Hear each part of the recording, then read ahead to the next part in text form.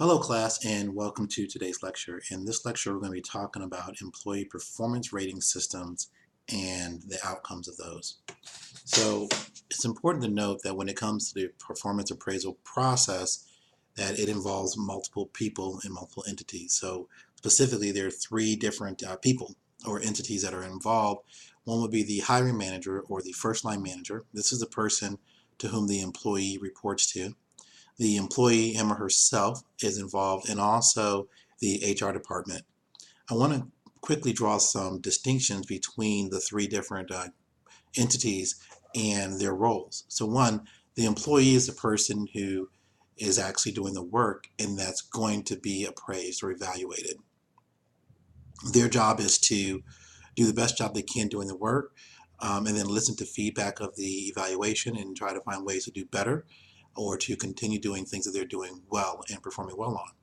The hiring manager or the first line manager is responsible for managing the employee, and they're the one that actually conduct the performance appraisal. They're the ones that evaluate the employee and provide him or her with feedback on how they can improve. They give coaching and advice and help them set goals in terms of how they can reach the level that they want to reach within the organization. The third party in this group is the HR department, or you can say the HR manager. They're responsible for all the administrative activities around the performance appraisal. They don't conduct the appraisal, but they will document and record the appraisal into the HR system that the organization uses. They also train hiring managers or first line managers on how to properly conduct performance appraisals and the do's and don'ts of what they should or shouldn't do. So when it comes to looking at the overall performance appraisal process, all three groups are important and all three groups have distinct roles that they operate in. Now, if you're a manager and you're giving a performance evaluation to someone, there's been a kind of a change lately, I'd say, in how evaluations are done. Managers and organizations are more apt to use results-based information today as part of a performance evaluation process. And the reason for that is because results-based information can be proven. It's more factual, it's more objective. For example, if a person was supposed to increase their sales volume by X number of units or reduce costs by X number of dollars, it's very obvious to take a look at that and determine whether it took place or not, and then to say a person has successfully done their job or failed to do their job based on that result. Whereas if you look at some of the other criteria used to evaluate employees, such as trait-based information and or behavioral-based information, it gets a bit fuzzier in terms of how do we really conclude that a person has successfully done an activity or action or not. For example, under trait-based information, you could look at attitude, teamwork, initiative, effectiveness, and we could say that employee, how effective you are as an employee is part of how you're going to be evaluated, or the level of teamwork support that you've given to your coworkers is a criterion that you're going to be evaluated on as it relates to your performance evaluation. Then the question goes to, well, how do I actually measure and quantify that? How do I actually judge a person on, say, their teamwork?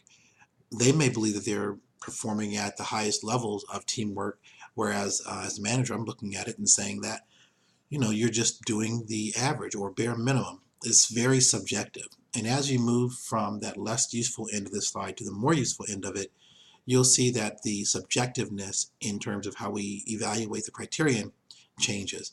So to get rid of the subjectiveness and to get rid of the potential for disagreement and discord, you'll see a lot of companies, organizations, and managers preferring to go with results-based information over that of trait-based or even behavioral-based information.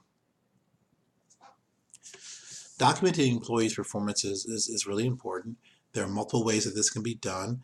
It's typically handled by the HR department. And today we have these HRMS systems, these human resource management systems that are electronic, and files are kept in there electronically now.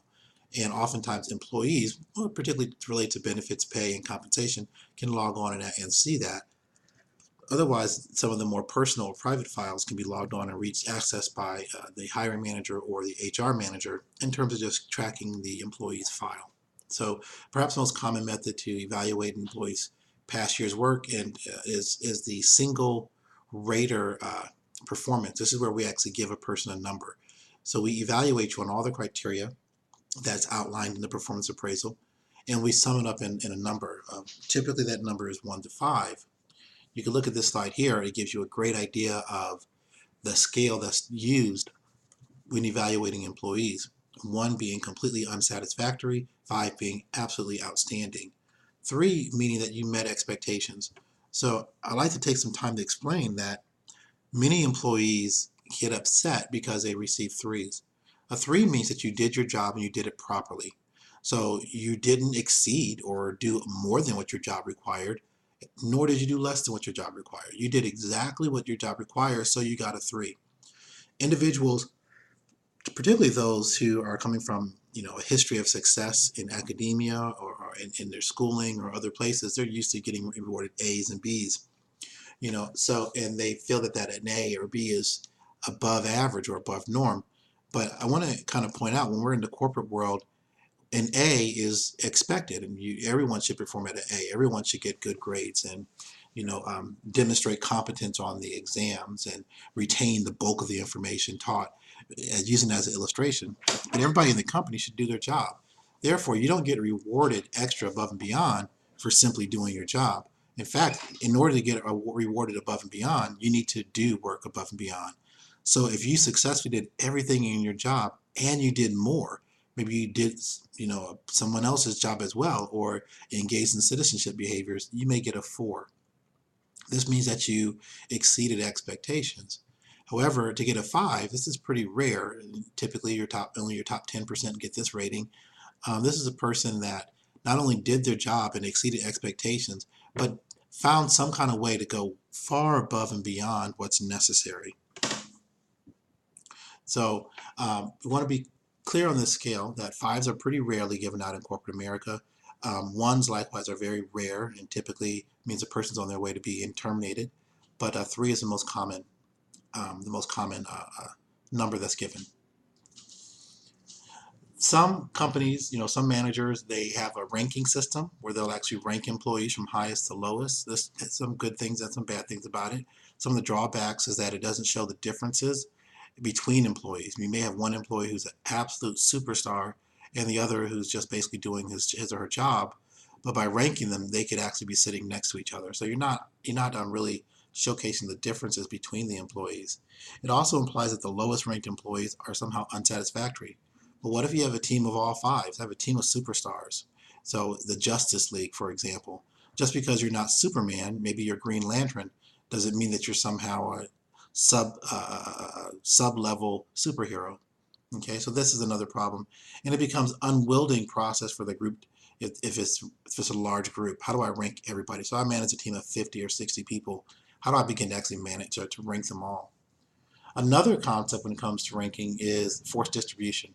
Now this is where managers are forced to put employees in specific categories, and no matter what, you always have to have somebody in 5. You got to have so many people 4s, so many people 3s, 2s, and 1s. So this is both good and bad.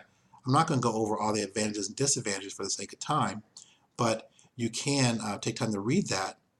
But a forced distribution, once again, can cause you to put people who may deserve a 4 or a 5 or a 3, but you're putting them in different categories just to maintain the integrity of the forced distribution.